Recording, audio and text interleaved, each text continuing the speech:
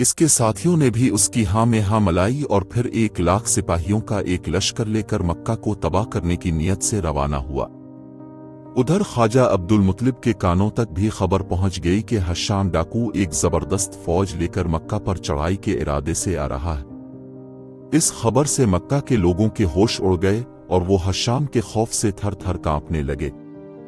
خواجہ عبد المطلب سیدھے خانہ کعبہ گئے اور رو رو کر خدا سے دعا مانگنے لگے کہ اے خدا، دشمن تیرے گھر کو برباد کرنے کی نیت سے ادھر آ رہا ہے، اب تو ہی اس کے حملے سے اپنے گھر اور اس شہر میں رہنے والوں کی حفاظت کر سکتا ہے۔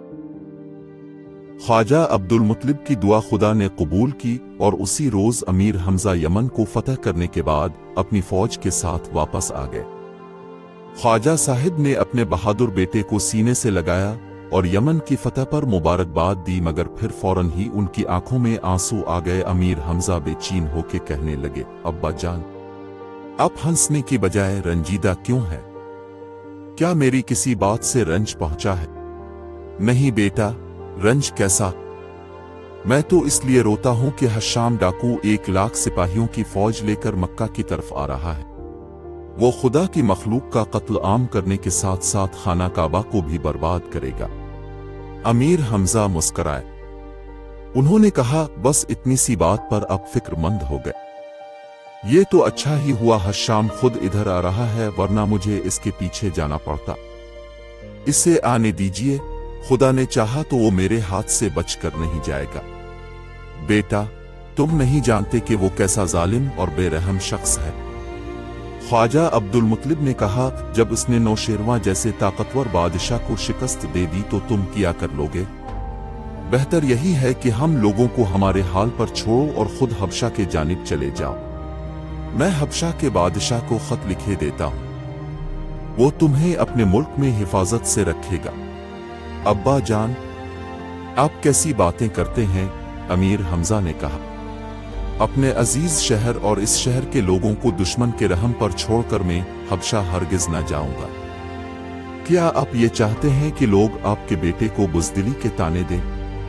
آپ بالکل فکر نہ کیجیے، شکست اور فتح خدا کے ہاتھ میں ہے، اور مجھے اس کی ذات سے امید ہے کہ وہ ہمیں حشام کے مقابلے میں کبھی ذلیل نہ ہونے دے گا۔ بہادر بیٹے کی یہ باتیں سن کر خواجہ عبد المطلب کو کچھ تسلی ہوئی۔ امیر حمزہ نے ان کے ہاتھ چومے اور کہا، آپ اب گھر جا کر آرام فرمائیے، حشام اگر آیا تو میں اس سے نبٹ لوں گا۔ خواجہ عبد المطلب نے بیٹے کو سینے سے لگایا، پھر دونوں سیدھے خانہ کعبہ میں گئے اور خدا سے اس جنگ میں کامیابی کی دعائیں مانگنے لگے۔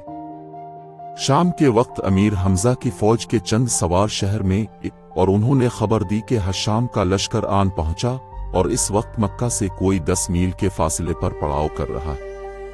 امیر نے اسی وقت اپنی فوج میں سے 3,000 جان باز سپاہی چن لیے، اور جب سورج چھپ گیا اور رات کے اندھیرے تیزی سے پھیلنے لگے تو 3,000 کا یہ دستہ امیر حمزہ کی سپہ سالاری میں مکہ سے باہر نکلا۔ ان کے گھوڑے آہستہ آہستہ چل رہے تھے اور کوئی شخص ایک دوسرے سے بات نہ کرتا تھا۔ امیر حمزہ نے فیصلہ کیا تھا کہ آدھی رات کو جب حشام کے تھکے ماندے سپاہی بے خبر پڑے سو رہے ہوں گے، ان پر اچانک حملہ کیا جائے۔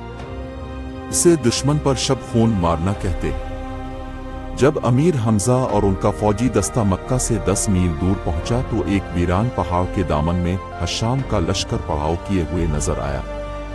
گھوڑوں کے ہنانانے کی آوازیں صاف آ رہی تھیں اور کہیں کہیں چربی سے چلنے والی مشعلیں بھی روشن تھیں۔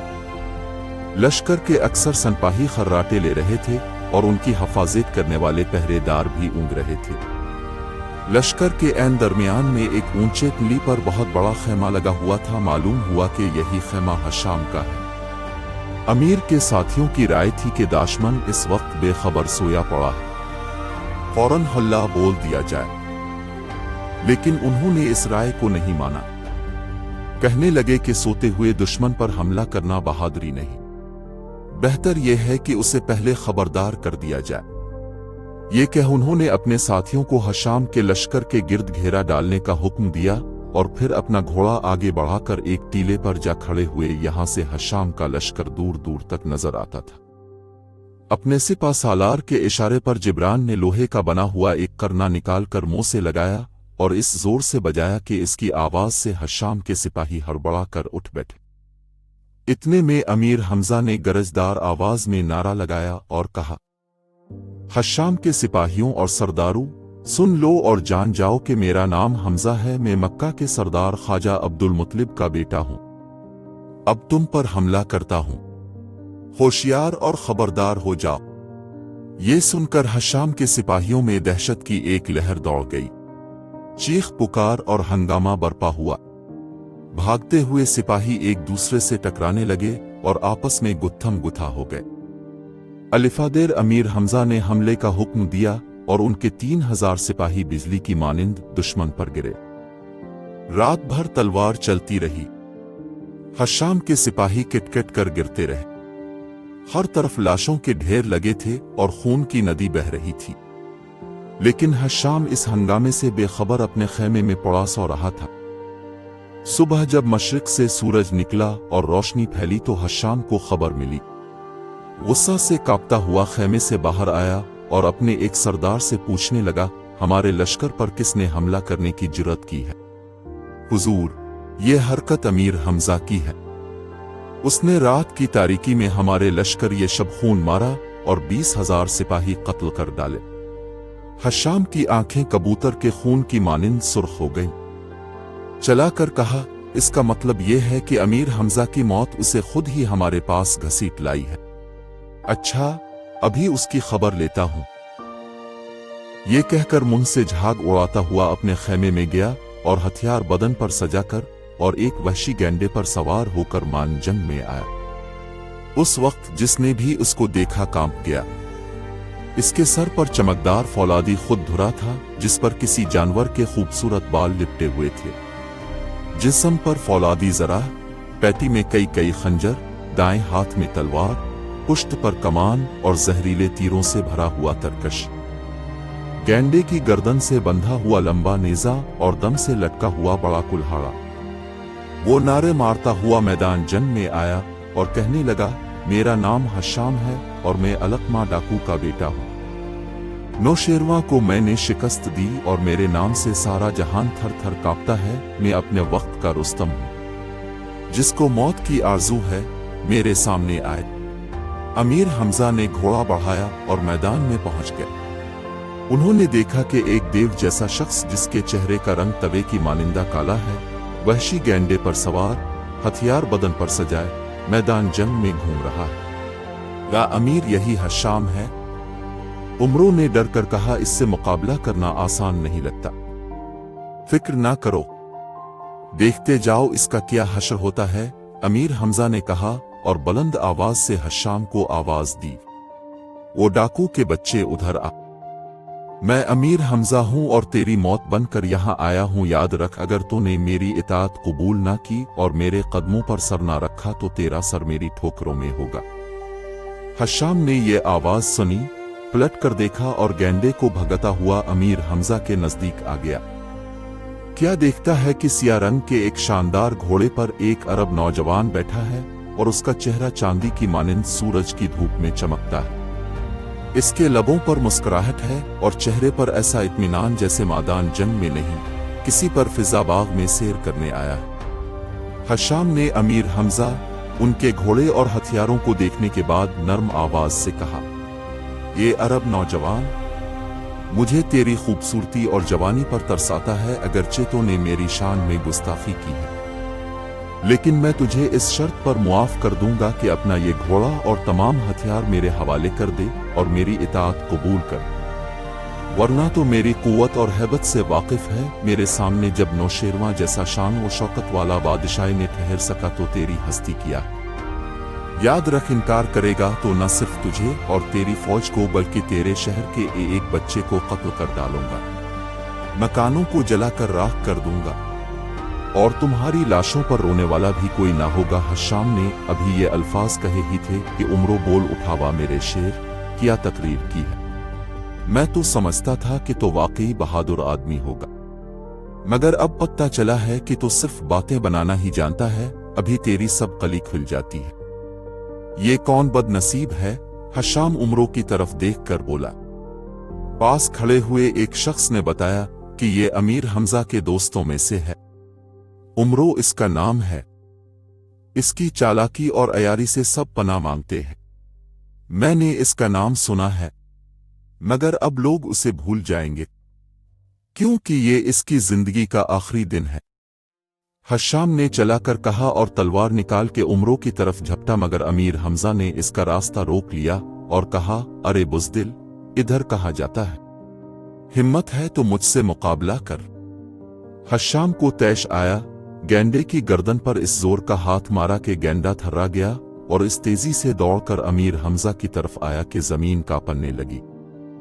अमीर हमजा ने फुर्ती से अपने घोड़े को परे हटाया और हशाम का गेंडा अपने ही जोर में दूर तक दौड़ता चला गया।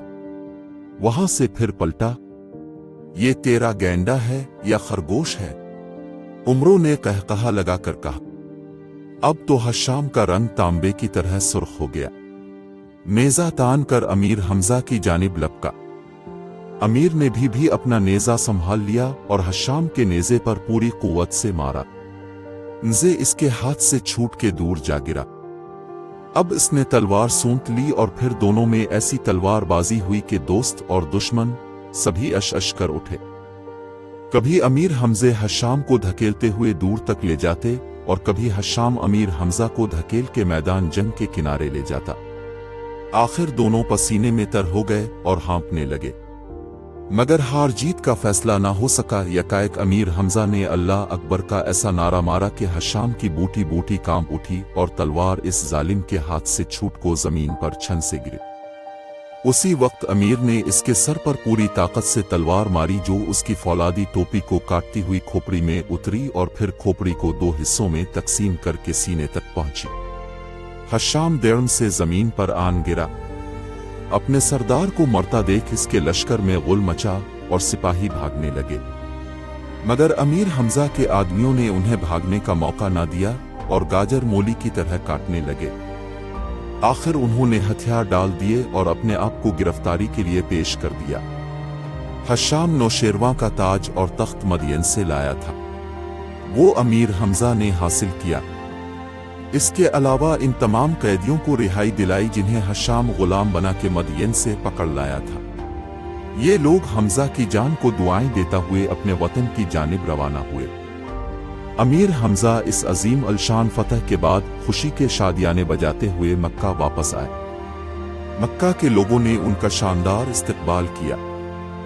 रात को सारे शहर में चरागा हुआ और मिठाई तकसीम की गई। नौशेरवां का कीमती तख्त और ताज ख्वाजा अब्दुल मुतलिब ने अपने घर में हिफाजत से रखवाया। अगले रोज एक खत लिखकर मुकबिल वफादार को दिया कि नौशेरवां के हुजूर में ले जाए। इसमें लिखा था कि अमीर हमजा ने हशाम को कत्ल करके अब का तख्त और ताज इससे छीन लिया है। अगर हुक्म हो तो ये सब सामान मदियन रवाना किया जाए। मुकबिल वफादार ने उसी वक्त सफर की तैयारी की। ख्वाजा साहिब ने इसे नौशेरवां के लिए बेशुमार कीमती तोहफे दिए और ये काफिला मदियन की तरफ रवाना हो गया। मजीद जानने के लिए देखिए हैरत अंगेज कारनामा। लाइक करें, सब्सक्राइब करें और घंटी का आइकन दबाना ना भूलें ताकि हमारा ये ताल्लुक जड़ा रहे और आप लुत्फ अंदोज होते रहें।